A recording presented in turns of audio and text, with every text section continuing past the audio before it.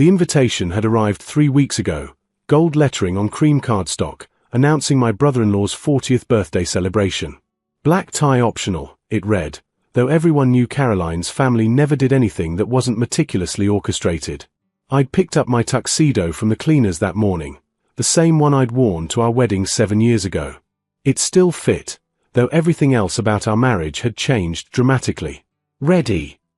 Jennifer called from the bathroom, her voice carrying that particular brightness she'd adopted lately, the one that felt performative, like she was rehearsing lines for an audience I couldn't see. I adjusted my bow tie in the hallway mirror, studying my reflection. At 35, I looked tired. The kind of tired that sleep couldn't fix.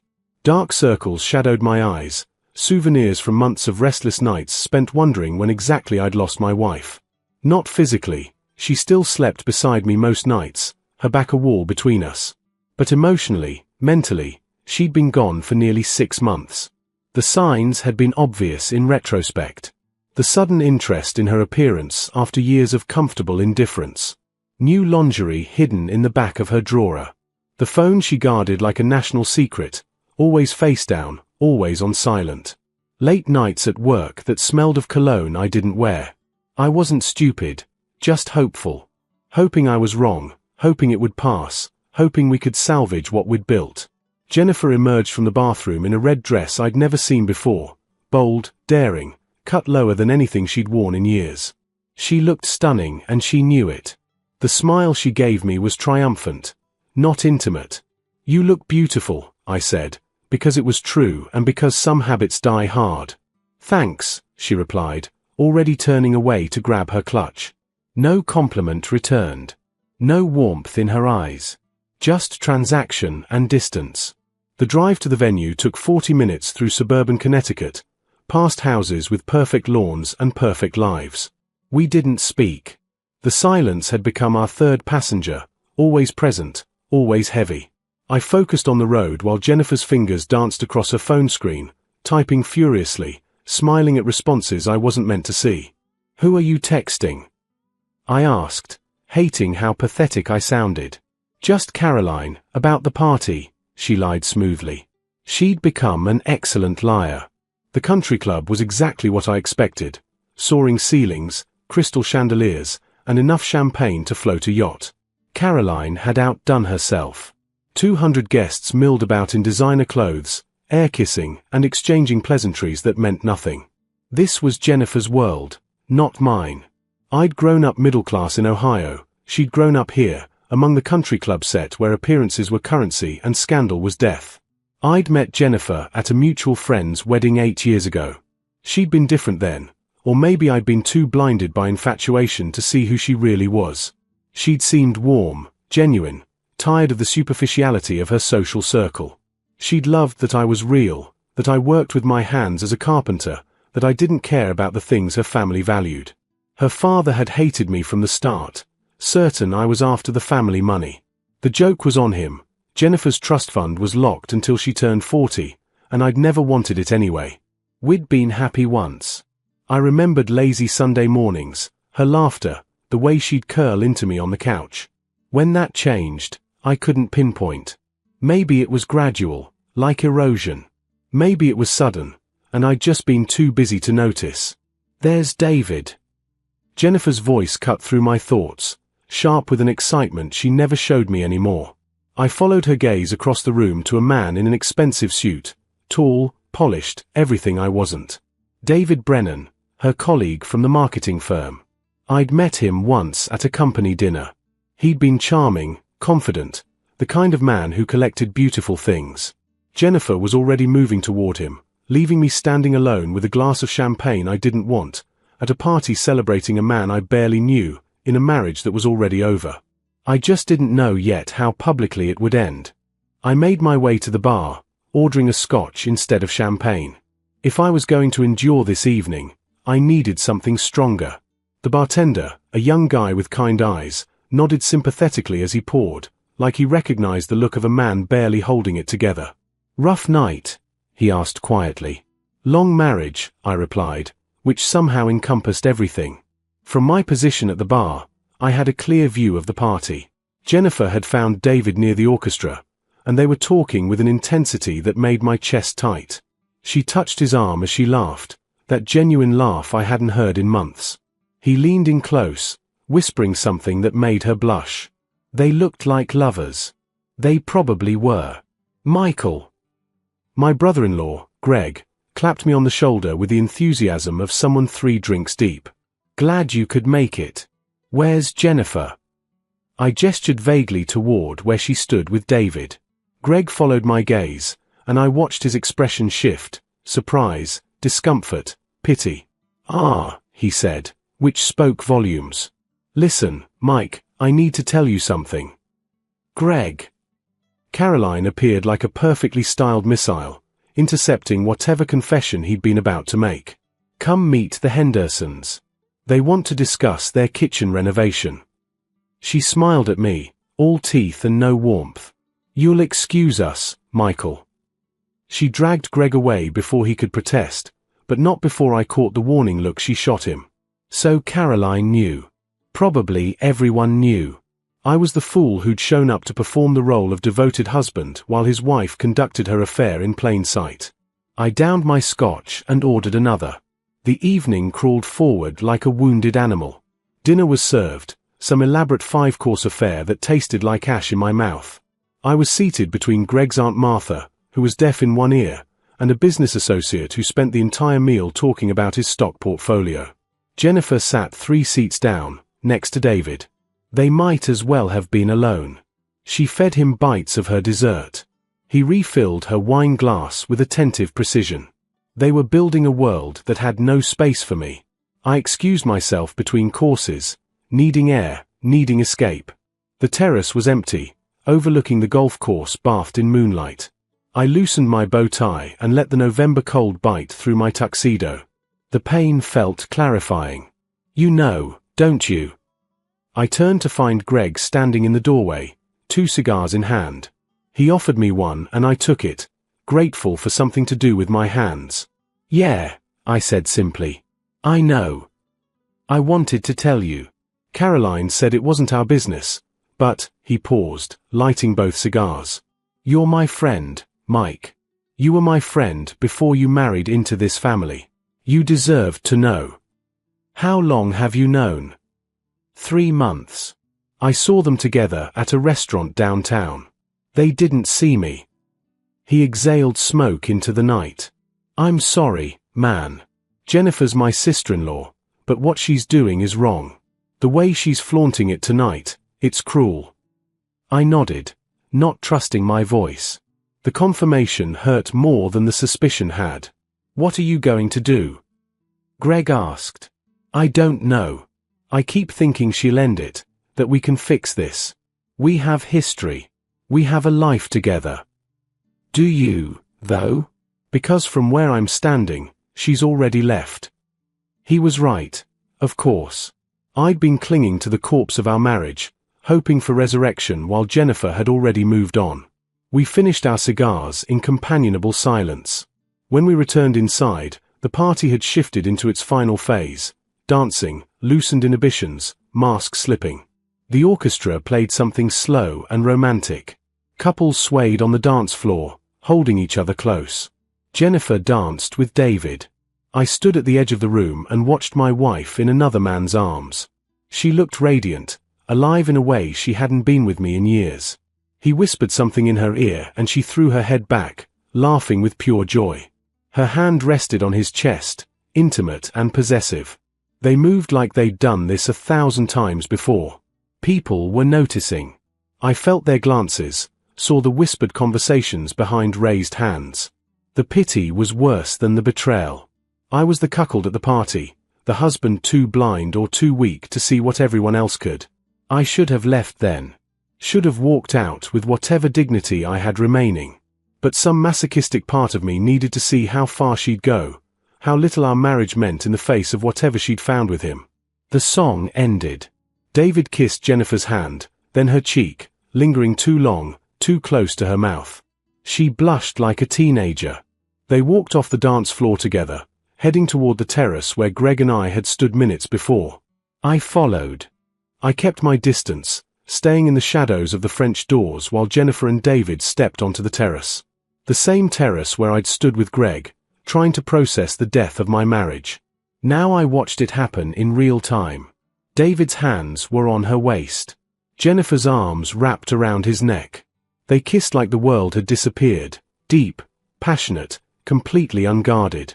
When they finally broke apart, both were breathing hard. "We should be more careful," Jennifer said, but she was smiling. "People might see." "Let them see," David replied, pulling her closer. "I'm tired of hiding. Tell him tonight. End it properly." "I will. After the party. I promise." She kissed him again. "You're so much better than him, David. You actually understand me. Michael's just, his small dreams, small ambitions, small life. I don't know what I was thinking." The words hit like physical blows. 7 years reduced to small. Everything I'd built, every sacrifice I'd made, dismissed with casual cruelty. "You were young," David said generously. "You didn't know what you wanted. But now you do." "Now I do," she agreed, and they kissed again. I walked away before I could hear more. My hands were shaking, rage and humiliation warring in my chest. I found the bar again, ordered another scotch, and tried to decide what version of myself I wanted to be. The confrontational husband who made a scene? The dignified man who left quietly? The fool who pretended he hadn't seen anything? Michael. Caroline appeared beside me, her expression unreadable. "We need to talk." "Not now, Caroline." "Yes, now." She gripped my arm with surprising strength. "I know this is difficult, but you need to handle this discreetly. This is my party. Greg's party. Don't ruin it with drama." I stared at her, genuinely amazed. "Your concern for my humiliation is touching." "I'm concerned about my family's reputation. Jennifer's making a mistake, yes, but these things happen. Be an adult about it. Let her have her fun tonight, and handle your divorce quietly, privately, like civilized people." "Civilized," I repeated, the word tasting bitter. "Is it civilized to fuck someone else while your husband watches? Is it civilized to parade your affair at a family party?" "Lower your voice," Caroline hissed, glancing around. "You're making a scene." "I haven't even started making a scene." "But I wouldn't. Even in my anger, I knew that. I wouldn't give them the satisfaction of seeing me lose control. Wouldn't let Jennifer rewrite our history to make me the villain, the jealous, volatile husband who couldn't handle her moving on. I finished my drink and set the glass down with deliberate care. "Don't worry, Caroline. I won't ruin your party." I went to find Jennifer. She was back inside, holding court with a group of her friends, all women who'd never liked me, who'd always thought Jennifer had married beneath her station. David stood slightly apart, but his eyes never left her. She was telling some story, animated and bright, completely unaware that I'd witnessed a betrayal on the terrace. "Jennifer," I said quietly, appearing at her elbow. "Can we talk?" She turned, and for just a moment, I saw guilt flicker across her face. But it vanished quickly, replaced by annoyance. "Now. I'm in the middle of a conversation. It's important." "So is this." She turned back to her friends, dismissing me. "Anyway, as I was saying. Jennifer." My voice was harder now. People were starting to notice. "Michael, stop being so needy. I'll talk to you later." She laughed, high and false. "He's been so clingy lately," she told her friends, as if I weren't standing right there. David moved closer, protective. "Is there a problem?" "No problem," I said, looking directly at him. "Just trying to talk to my wife." "Maybe she doesn't want to talk right now," David said, his tone carefully neutral but his meaning clear. The group around us had gone quiet. More people were watching now, sensing drama. This was exactly what Caroline had warned me against. The smart move was to walk away, to handle this privately later. But I was done being smart. Done being understanding. Done pretending. "You're right," I said to David. She probably doesn't want to talk to me. She'd rather talk to you. Or kiss you on the terrace. Or tell you how small her husband is compared to you. Jennifer's face went white, then red. You were spying on me. I was at my brother-in-law's party. You were the one conducting your affair in public. The silence was deafening now. Everyone within 20 feet had stopped pretending not to listen. Jennifer's friends looked scandalized. David looked uncomfortable. Jennifer looked furious. How dare you, she hissed. You have no right. I have every right.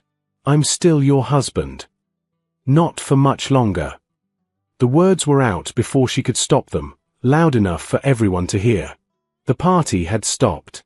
Not officially, the orchestra still played, waiters still circulated with champagne, but the energy had shifted entirely to us.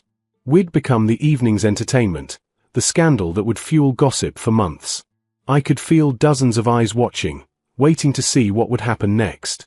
Jennifer's fury had given way to something harder, more calculated. She'd made her declaration, and now she was committed to it. I'd backed her into a corner, and Jennifer had never been one to retreat gracefully.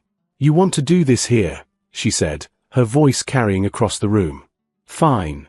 Let's do this here. Jennifer, David started, reaching for her arm. She shook him off. No. He wants honesty. He'll get honesty. She turned to face me fully, her beautiful face twisted with contempt. I'm not happy, Michael.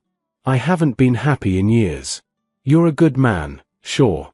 Dependable. Stable. Boring. God, you're so boring. The same routines, the same conversations, the same mediocre life. I feel like I'm suffocating. Each word was a calculated strike, designed to hurt. And they did. But beneath the pain, something else was crystallizing. Clarity. Then why didn't you just leave? I asked quietly. Why the affair? Why the lies? Because I was trying to be kind. She laughed bitterly. I didn't want to hurt you. I thought maybe it would just fizzle out, or you'd figure it out and make it easy by leaving first. But you just kept plodding along, oblivious, making dinner and planning date nights like everything was fine. I was fighting for our marriage. I didn't want you to fight. I wanted you to let go. Her hands were shaking now, wine sloshing in her glass. David understands ambition. He understands wanting more from life than a 3-bedroom house and a vegetable garden. He's successful, sophisticated, going places. He makes me feel alive. David looked increasingly uncomfortable, probably realizing that being the other man was more appealing in secret than in front of 200 witnesses. Jennifer, maybe we should. Tell him, she interrupted, looking at David with wild eyes. Tell him how much better we are together. Tell him what you told me this morning. This morning. So they'd spent last night together too. Probably while I'd been picking up my tuxedo, imagining tonight would be a chance to reconnect. David cleared his throat. This isn't the time or place. Yes, it is. Jennifer's voice had risen to near hysteria. The champagne and adrenaline were catching up with her. You said you loved me. You said we had a future. You said I deserved better than settling for someone like him. The crowd had grown. Caroline was trying to move people along, to create some privacy, but no one was budging. This was too good, too raw. My humiliation was their entertainment. I do love you, David said carefully, measuring his words. But maybe we should discuss this privately. Why? Everyone here already knows. They've been watching us all night. She spun back to me, gesturing wildly. Even you figured it out. Finally. Dense as you are. Jennifer. Greg appeared, trying to intervene. Let's calm down. I am calm, she shouted. I'm finally being honest. For the first time in months, I'm saying what I actually feel instead of tiptoeing around Michael's feelings. She drained her wine glass and grabbed another from a passing waiter. You want to know the truth, Michael? David is better. Better in bed, better conversation, better at everything. He has a penthouse in the city. He drives a Porsche. He takes me to actual restaurants, not diners. He's what I should have had all along. The words were meant to destroy me. And they did, partially. But they also revealed something I hadn't seen clearly before. Jennifer wasn't just unhappy with me. She was unhappy with herself, with choices she'd made, with the life she'd built. David wasn't better, he was just different, newer, more exciting. In 5 years, she'd probably be saying the same things about him to someone else. I hope he makes you happy, I said, and I meant it. Not sarcastically, genuinely. I hope you find whatever it is you're looking for. My response seemed to deflate her anger. She'd wanted a fight, wanted me to rage or beg or give her a reason to justify her actions. My calm acceptance threw her off balance. That's it, she said incredulously. That's all you have to say. What do you want me to say, Jennifer? That you've broken my heart? You have. That I feel humiliated?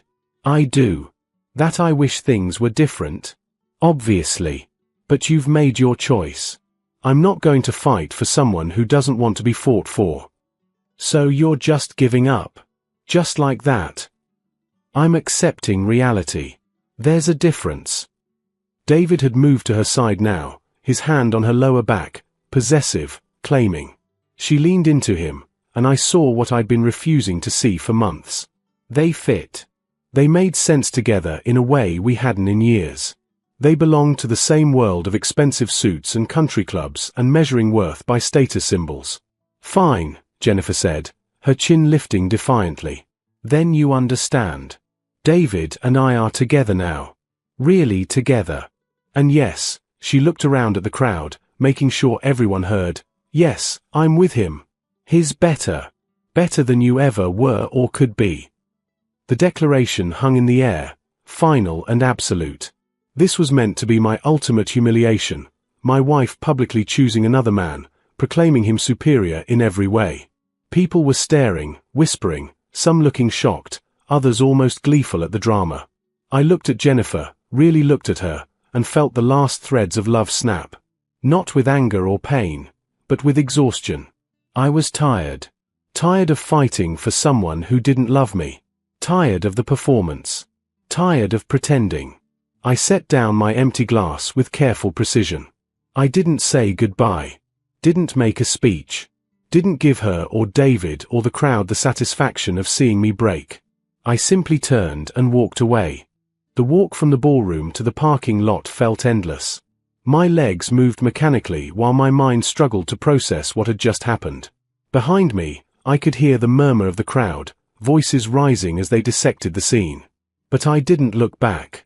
Looking back would mean acknowledging the humiliation, and I refused to give Jennifer that power. The November air hit me like a slap when I stepped outside. I'd left my coat inside but couldn't bring myself to return for it. The valet looked surprised to see me so early.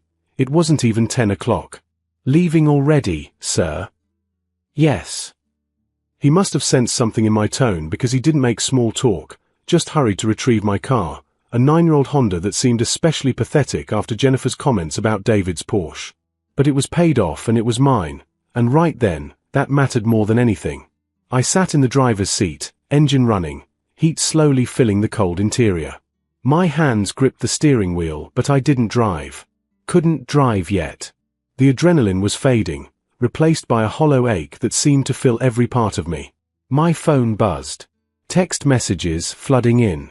I glanced at the screen. Greg, Mike, I'm so sorry. That was unforgivable. Caroline, you need to come back. We need to manage this situation. An unknown number. Dude, I'm Greg's friend Tom. That took balls. Respect. I turned off my phone. For 7 years, I'd built my life around Jennifer. I'd moved to Connecticut for her, left my friends and family in Ohio. I'd endured her father's contempt and her mother's barely concealed disappointment. I tried to fit into a world that never wanted me. And for what? To be publicly humiliated at a party, dismissed as small, boring, inadequate.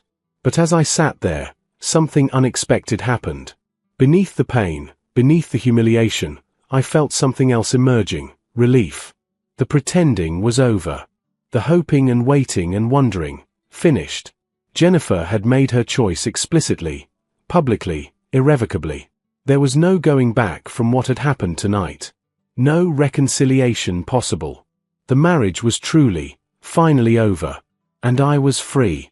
The realization didn't make the pain disappear, but it contextualized it differently. Yes, I was hurt. Yes, I felt humiliated. But I was also liberated from a relationship that had become a prison. No more walking on eggshells. No more analyzing every word and gesture, trying to understand what I'd done wrong. No more loving someone who looked at me with contempt. I put the car in drive and pulled out of the parking lot. As I turned onto the main road, I saw Greg running toward the entrance, probably sent to bring me back. I didn't stop. The drive home took 40 minutes. Our house, soon to be just her house, sat dark and empty. I'd left a light on in the kitchen that morning, one of those small domestic habits that suddenly seemed pointless. Why had I cared about saving electricity when my wife was sleeping with another man? I walked through rooms filled with our shared history. The couch we'd picked out together. The photos on the walls from happier times. The kitchen table where we'd eaten breakfast this morning in silence, both pretending everything was fine. It all felt like artifacts from someone else's life. I packed methodically, clothes, toiletries, important documents, my grandfather's watch. I left everything else.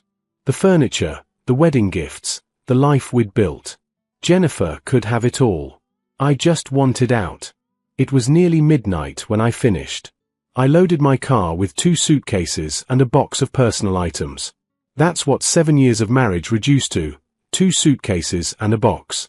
I drove to a hotel near the highway, checked in using a credit card in just my name, and collapsed on the generic bed in the generic room. My phone was still off. Tomorrow I'd turn it back on, would start the process of untangling our lives. Would call a lawyer, would tell my family, would begin the practical work of divorce. But tonight, I just needed to be alone with the wreckage. I must have fallen asleep eventually because I woke to sunlight streaming through thin curtains. My phone showed 43 missed calls and over 100 text messages. Most were from Jennifer. Where are you? We need to talk. You're being childish. David left. He said I embarrassed him. This is your fault. You forced me to say those things. Everyone's talking about us. You humiliated me. Call me back. Please. Michael, I'm sorry. Can we talk about this? The messages tracked a journey from anger to realization to panic. David had left. Of course he had. Being the exciting other man was one thing. Being publicly named as the affair partner who broke up a marriage at a society party was another. His reputation mattered to him, and Jennifer had damaged it along with everything else. I deleted the messages without responding. There were also messages from Greg, from my parents in Ohio who'd heard from someone at the party, from my business partner asking if I was okay. Those I would respond to eventually. But not yet. I spent the day in that hotel room, ordering room service and watching mindless television. I let myself feel the pain without trying to fix it or analyze it or make it mean something. My marriage was over. My wife had chosen someone else. She'd done it publicly and cruelly. These were facts, and facts simply existed. By evening, I felt steady enough to think practically. I called a lawyer a friend had recommended once. Left a message about needing divorce representation. Called my parents, let them say comforting things parents say, promised I'd visit soon. Called my business partner, assured him I'd be at work Monday, asked him to handle things for a few days. Then I called Greg. Mike, Jesus, I've been worried. Where are you? A hotel. I'm fine. You're not fine. What Jennifer did, he paused. The party ended early. After you left, people started leaving in groups. No one wanted to celebrate while you were gone, and Jennifer was crying at the bar. She was crying. Reality set in. David left about 15 minutes after you did. Told her he needed space to think. Caroline spent an hour trying to salvage the situation. But honestly, People were disgusted. Not with you. With Jennifer. You walking away like that, with dignity. People respected it. I hadn't walked away with dignity intentionally. I'd walked away because staying would have destroyed me. But I didn't correct him. Her parents took her home, Greg continued. Her mother called me this morning. Jennifer wants to talk to you. Says she made a mistake. She did make a mistake. Several of them. So you'll talk to her? No. Mike. Greg, I appreciate everything. You've been a good friend. But I'm done. Whatever Jennifer wants to say, she can say it to my lawyer. There was a long pause. Okay. I understand. For what it's worth, I think you're doing the right thing. Caroline disagrees. She thinks you should hear Jennifer out, try counseling, but Caroline's more concerned about appearances than what's actually right. Tell Caroline I appreciate her concern, I said, meaning it sarcastically but keeping my tone neutral. When are you coming back for your stuff? I already got what I needed. She can keep the rest. You're really done. I'm really done. We talked for a few more minutes, making plans to meet for lunch next week, maintaining the friendship despite the family connection. Greg was a good man caught in the middle, and I didn't want to lose him along with everything else. After we hung up, I sat with my thoughts. Jennifer wanted to talk. Of course she did. David had left, reality had crashed in, and suddenly the exciting affair didn't look so appealing compared to the stability she'd thrown away. She'd want to explain, to justify, to maybe even reconcile. But I was done being her backup plan, her safety net, her consolation prize. She'd made her choice at that party, not just to be with David, but to humiliate me publicly while doing it. The cruelty of it, the calculated nature of her words, showed me who she really was. Not the woman I'd married, but the woman she'd become. Or maybe always been, and I'd been too in love to see it. My phone buzzed again. Jennifer calling. I let it go to voicemail. The next few weeks blurred together. I found an apartment. Small, modest, mine. I met with lawyers, divided assets, started the divorce process. Jennifer contested nothing, which told me she felt guilty. Or maybe David had come back and she just wanted it over quickly. I didn't ask. I returned to work, threw myself into projects, spent time with friends who'd been neglected during my marriage. I called my parents weekly, planned a visit home for Christmas. I started seeing a therapist who helped me process not just the betrayal but the relief. People talked, of course. The story of that party had spread through Jennifer's social circle like wildfire. I heard through Greg that Jennifer had become somewhat of a pariah, the woman who'd publicly destroyed her marriage for a man who'd then abandoned her. David had started dating someone else, someone age-appropriate and unattached, which apparently wounded Jennifer deeply. I felt no satisfaction in her suffering. Just sadness for both of us, for the marriage we'd lost, for the people we'd become. 3 months after that party, the divorce was finalized. I was single again, starting over at 35. It wasn't the life I'd planned, but it was honest. No more pretending, no more performances, no more loving someone who looked at me with contempt. I was free. And slowly, painfully, I was learning that sometimes the most powerful thing you can do is walk away. Not with angry speeches or dramatic gestures, but with quiet dignity. Let your absence be the statement. Let your silence speak volumes. Jennifer had yelled his better at that party, trying to wound me, trying to justify herself, trying to rewrite our history to make her the victim and me the inadequate husband. But I'd walked out without a word. And in that silence, I'd reclaimed myself.